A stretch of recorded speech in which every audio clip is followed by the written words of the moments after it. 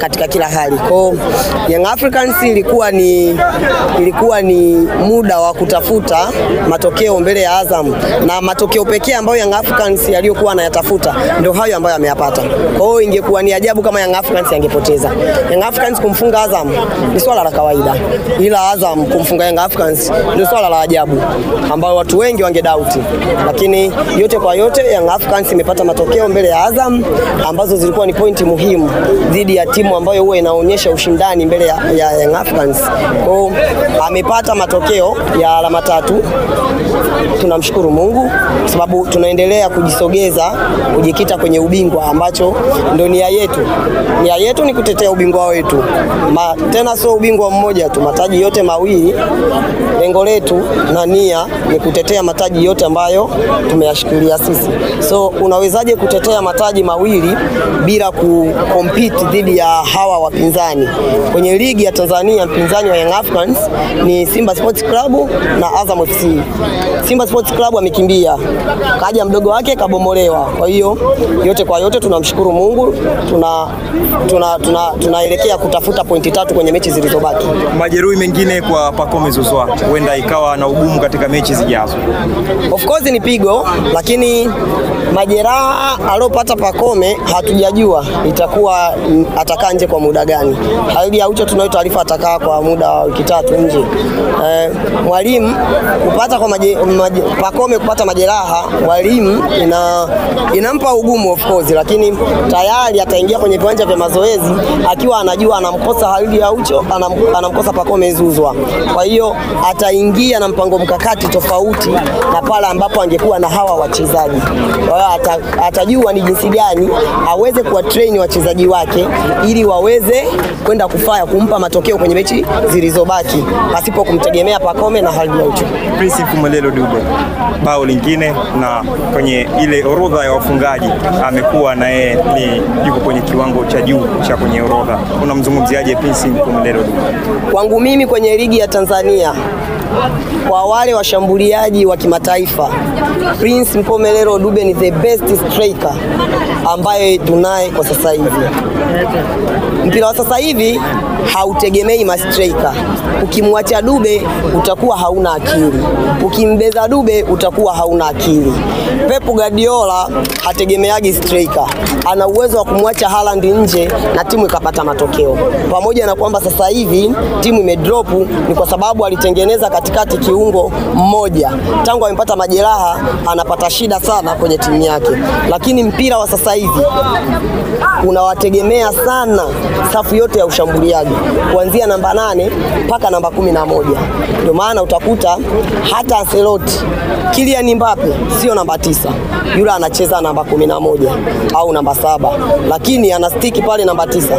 Lengo la Ancelotti ni Kylian Mbappe na uhatari wake alionao kuwakipu bize mabeki ili washambuliaji wengine waweze kupata nafasi ya kufunga.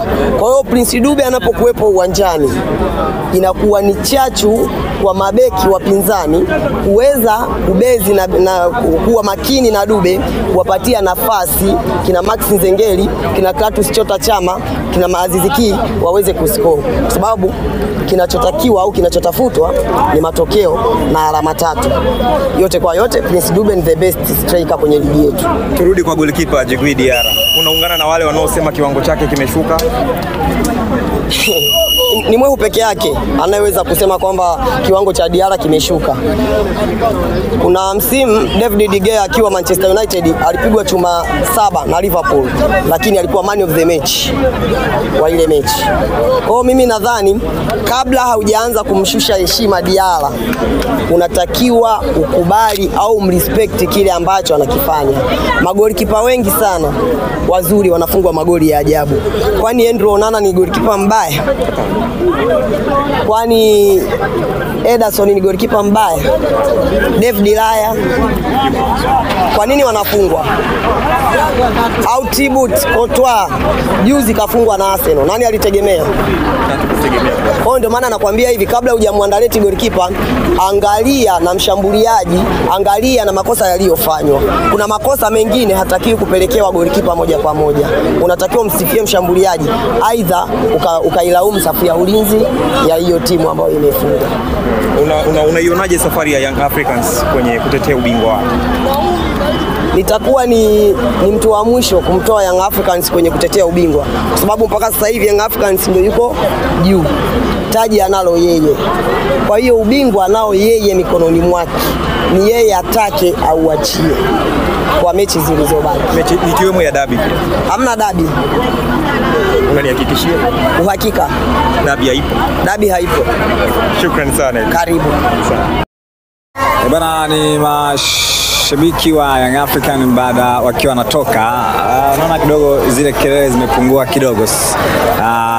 Wameshinda, inawezekana pia si matarajio yao kushinda magoli 2-1, lakini finally wameweza kupata ushindi mzuri baada ya mechi ya kwanza ambao alipoteza katika uwanja huu wa Chamazi Complex in Dar es Salaam. So now wameenjoy, wanapata matokeo point 3 muhimu, moja mechi muhimu kabisa ambayo inaangazia sana. Magoli yamefunga katika kipindi cha kwanza, Pacome akionekana kung'ara zaidi. Wanakabiliwa na majeruhi wengi kwa maana kwenye kikosi chao, akiwemo Khalid Aucho ambaye ni majeruhi, na lakini pia Pacome leo tutasikia taarifa rasmi nini ambacho kinaendelea, lakini finally they made it, wametengeneza, na finally mambo yamekuwa si mambo yamekuwa mazuri zaidi kwenye kikosi chao cha Young African baada ya kupata ushindi. Yes, ushindi wa magoli 2 kwa moja.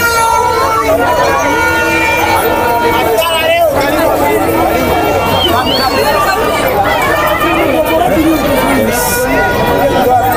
Enjoy sana.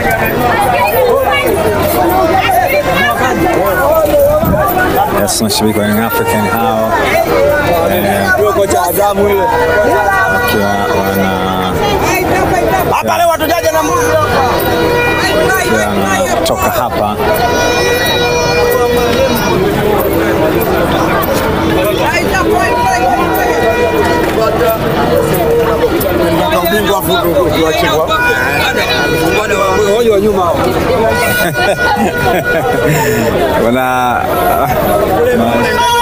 Yes, wanaendelea kutoka hapa kama wana furaha vile. Hizo.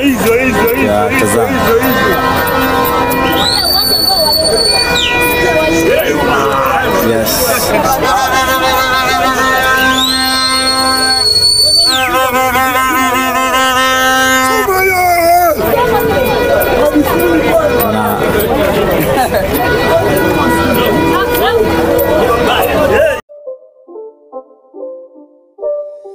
It's not a game, it's a rich thing.